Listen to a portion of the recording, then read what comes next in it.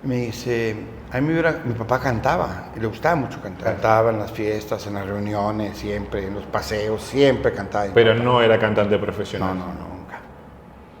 Quizás lo quiso hacer, pero nunca, pues se llenó de hijos. Nomás tuvo 11, mi papá. No le quedaba tiempo libre como a vos. Entonces, quizás en sus sueños quiso hacerlo y a nosotros nunca nos lo dijo. Pero él cantaba. Y yo siento que él se paraba con mariachis en una fiesta y se sentía artista. Y el porte, y lo veías como se paraba como un artista, ¿no? Y la gente le aplaudía. Era inevitable que en cualquier reunión mi papá cantara. Inevitable. Porque lo ponían a cantar, porque cantaba bonito mi papá. Entonces me dice mi papá, a mí me hubiera gustado haber grabado un disco. Le dije, pues grábalo. Tienes voz, tienes vida, tienes todo, pues grábalo. Pero él luego se puso un freno y dijo, no, eso lo hubiera hecho cuando estaba joven, cuando tenía una voz más potente. Y le dije, pero bueno, tienes voz, papá, cantas bonito. A los 6 meses, más o menos, no me acuerdo exactamente, pero aproximadamente 6 meses, un día llego yo a mi oficina y me dice mi secretaria, vino su papá y le dejó un paquete ahí en su escritorio.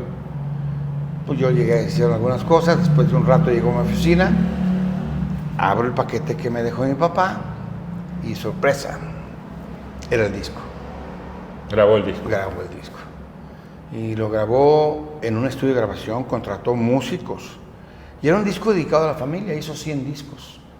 Y estaba dedicado a la familia. Y lo hizo en secreto, nadie sabía, ni mi mamá siquiera sabía que él se iba a ensayar, y le gastó una lana, gastó su dinero a eso, haciendo eso. Y entonces, pues no, pues fue, en ese momento yo lo puse, lo escuché y me desagüé, ¿no? Por dentro, estaba muy emocionado y entendí ese día por qué mi papá ya no me decía nada.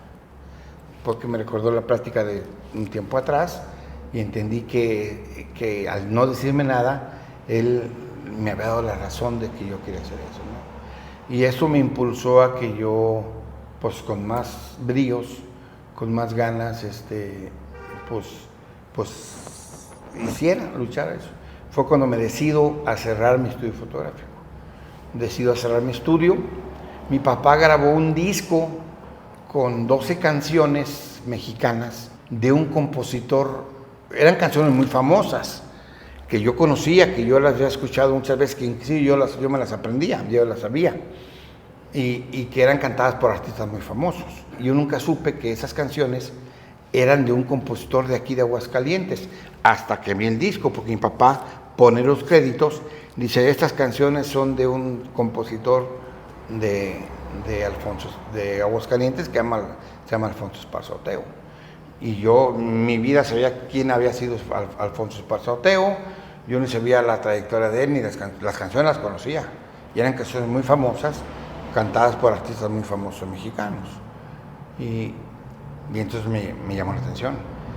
Y en ese momento yo sentí ganas o de necesidad o deseo, no sé, se me ocurrió, de ir a grabar, investigar más sobre ese compositor y saber si aquí en Aguascalientes había algo que el pueblo de Aguascalientes le hubiera dado como un tributo a él, ¿no? Y me di cuenta que había una casa que tenía su placa, que había una calle, que había un monumento, que había una escuela de música que tenía su nombre. Y entonces dije, pues está reconocido, pero nadie.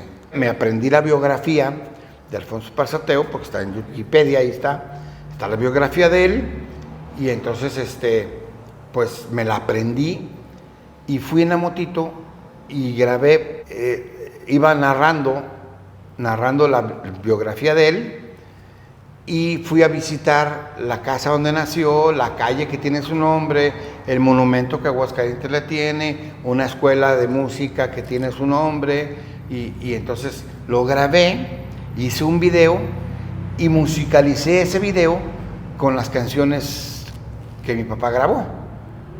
Todas las canciones de Alfonso Esparza Oteo, no todas, pero bueno, mi papá grabó 12 de él. Y entonces hago el video, lo edito Y voy con mi papá y le digo a mi papá, mira papá, siéntate, ve ese video. Y cuando lo vio mi papá, le gustó mucho. Y de ahí se me ocurrió hacer un proyecto que se llama En Busca de los Compositores Olvidados. Y ese proyecto consiste en ir en la motito de 100 centímetros cúbicos a visitar la casa donde nació ese compositor, platicar la biografía de ese compositor y musicalizarlo con las canciones que él compuso. De los distintos compositores De México. no tan famosos, pero de canciones muy famosas, sí. De México, como Cielito Lindo, Claro. como muchas otras más, ¿no? Sí, como México no hay dos, como Cielito Lindo, El Rey. México lindo y querido, o sea, de compositores que escribieron canciones y su obra llegó a muchos corazones, pero ellos se quedaron olvidados, ¿no? Fueron compositores que no cantaban, componían. Eran músicos, o sea, componían, le ponían Arreglos, los arreglos, musicales. pero se la cedían la canción a un cantante y ese cantante la grabó, la dio a conocer, pero con eso se llevó el dinero, los aplausos, la fama, todo, ¿no? Y el compositor pues se quedó de lado. Y eso pasó. Y lo hice porque mi papá pues siempre fue... Entonces ibas por todo México a la casa de todos esos compositores, ¿no? Gente sí, recorrí de muchos. Mazatlán, gente de Chiapas, compositores de todo. Recorrí la República con ese proyecto. Y mi papá me apoyaba.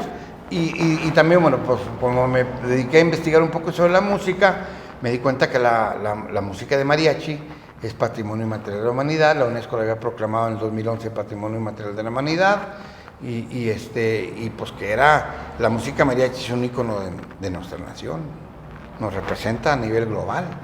Un mariachi en Japón, no dices que es japonés, aunque el mariachi sea japonés, porque hay mariachis japoneses y rusos, y hay mariachis en muchos países, franceses, españoles, pero el mariachi lo conecta con México en automático, ¿sí?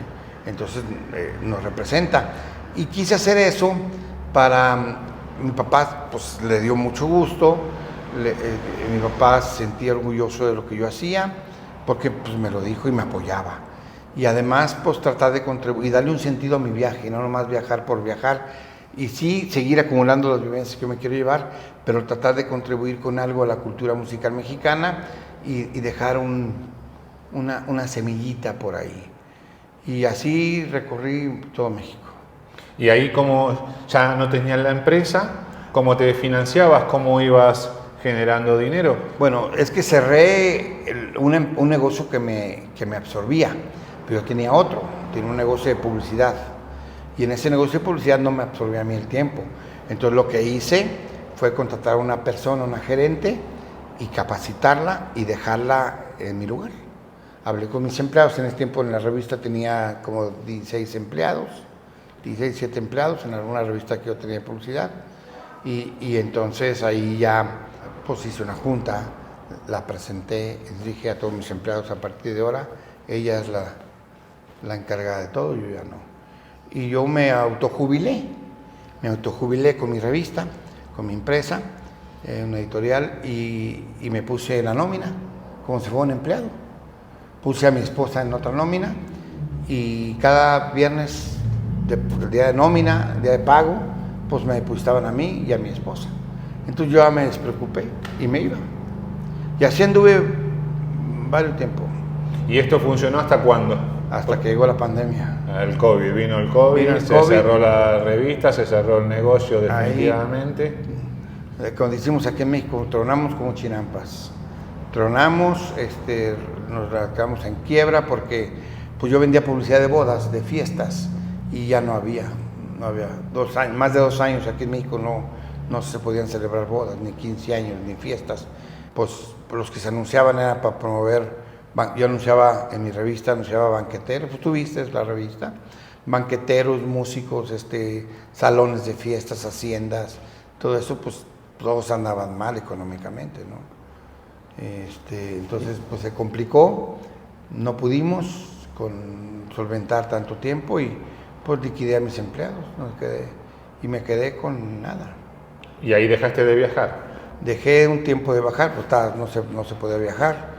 Sí. Estábamos encerrados y Pero el viaje terminó. Ahí dijiste, ya no viajo más en moto, no tengo más dinero. No, hasta después, ya cuando empezaron a abrir, pues empezamos a volver a viajar, pero ya tuve que viajar de otra manera diferente. ¿Cómo? Pues se me ocurrió escribir un libro.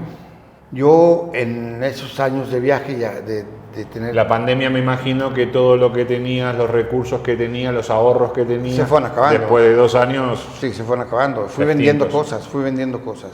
Hasta llegaste al punto de tener que vender cosas para subsistir. Sí, claro. Sí, claro. O sea, desde esa muerte de la forma de vida que llevabas, llevó un renacimiento. Un renacimiento. Pero fíjate que, como yo tenía una mentalidad de desapego, no me afectó emocionalmente la pandemia. Económicamente, pues ya no tenía recursos, pero no me importó mucho. Yo estaba en un proceso de desapego, que lo mantengo hasta la fecha. Todavía no tengo tantas cosas. Porque cada cosa que tú tengas es algo que tú vas cargando.